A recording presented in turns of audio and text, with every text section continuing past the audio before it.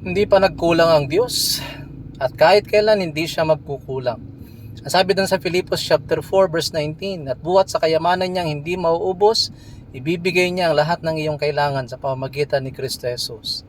Lahat ng kailangan natin ipinagkakaloob ng Panginoon. Hindi pa siya nagkukulang kahit kailan. May mga pagkakataon na parang kulang, siguro hindi kasalanan ng Diyos yun. Siguro dahil nga maring nagkulang tayo sa management, baka yung sa lifestyle natin ay mayroong parte na mali doon. Pero minsan, tingin natin nagkukulang, ipinapahintulot ng Diyos upang maturuan tayo ng Panginoon na lubos na magtiwala sa Kanya. May mga pagkakataon kasi na tayo ay lubos na nagtitiwala sa sarili natin. Yung ating pag-asa, minsan nasa kapitbahay natin, minsan nasa mga kamag-anak natin. So gusto ng Panginoon na ilagak natin sa Kanya yung ating pagtitiwala.